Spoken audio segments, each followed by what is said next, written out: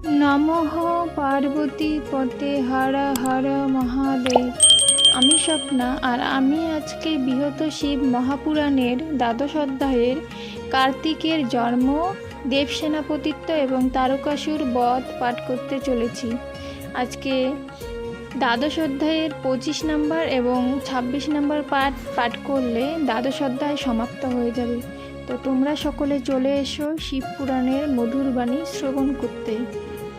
আজকের শ্লোকটি হলো ওম প্রিয়তাম দেবসেনানী সম্প্রদয়তু হৃদয়গতম রুদ্রপুত্র নমস্তে হস্ত শক্তিহস্ত নমস্ততে। শ্লোকটির অনুবাদ 25 নম্বর এবং 26 নম্বর পাঠ করতে চলেছি। তো অনুবাদটি হলো, সেই কালে কুমারের মহারথগণ আর শত্রু দলে ছিল যত দৈত্যগণ, সকলেই ধারণ করিয়া অস্ত্রশস্ত্র ভীষণ সমর লাগি হইলেন ক্ষিপ্ত। তখন মহিষাসুরগণ শিরোপরে এক মহাগদাঘাত করিল সজোরে। সুচক্রাক্ষ শ্রীয়চক্র ধারণ করিয়া মহিষের রথপরে মারিল ছুরিয়া। সেই তীক্ষ্ণক্ষর চক্র ছুটিয়া চলিল আর মহিষের গদা ছেদন করিল। অতঃপর সেই চক্র দৈত্যপানে ধায়, তাহা দেখি দৈত্যগণ করে হায় হায়। বানাসুর পঞ্চমুষ্টি শতের দ্বারায় সে চক্রে আঘাত করি ফেলিল তরায়। পঞ্চবাহু শত সহযোগে তদন্তরে সুচক্রাক্ষ মহাগণে বান্ধিল সজরে। সুচক্রাক্ষ বলবান দুর্জয় সমরে, তবু বানাসুর তার গতিরোধ করে। তবে মকরাক্ষ অতি ক্রোধিত অন্তরে গদাঘাত করিলেন বানাসুর শিরে। মহামানী বানাসুর এরূপ আঘাতে অতিশয় লজ্জাবোধ করিলেন চিতে। তবে সেই রণক্ষেত্র ত্যাজিয়া তখন অবিলম্বে শালিগ্রামে করিল গমন। এই রূপে দৈত্যগণ হইলে বিমর্দিত, গণেশ্বরগণ তবে হইল আনন্দিত। নিজ সৈন্য বিতাড়িত দেখিয়া তখন তেজস্বী তারক ক্রুদ্ধ হইয়া ভীষণ।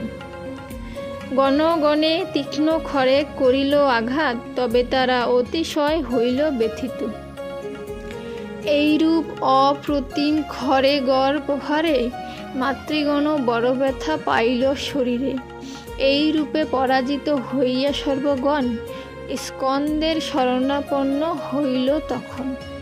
নিজগণ এইভাবে হইল ব্যথিত, আর সে তারকাসুর হতেছে ধাবিত।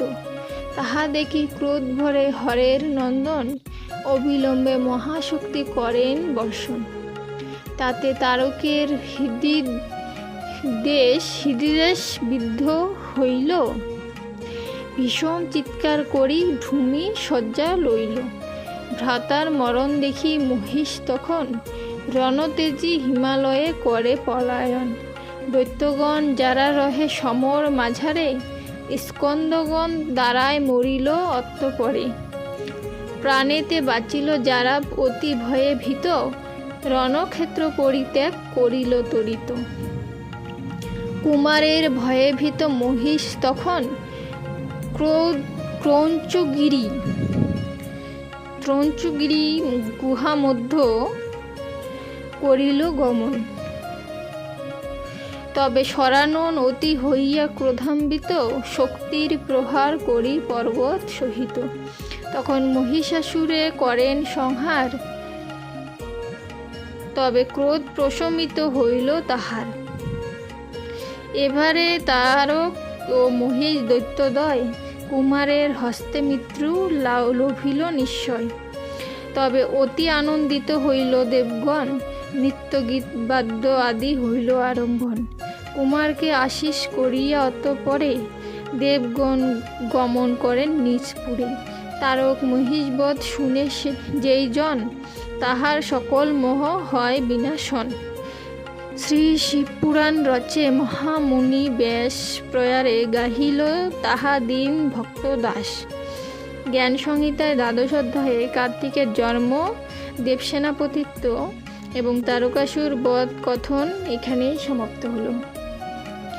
আজকে দ্বাদশ অধ্যায় সমাপ্ত হয়ে গেল। যদি শিবপুরাণ পাঠ করতে গিয়ে আমার কোনো ভুল ত্রুটি জানতে এবং অজান্তে হয়ে থাকে তাহলে সকলে আমাকে ক্ষমা করে দিবেন। সকলে চেষ্টা করবেন শিবপুরাণের এই মধুর বাণী শ্রবণ করার বা শিবপুরাণ পাঠ করার।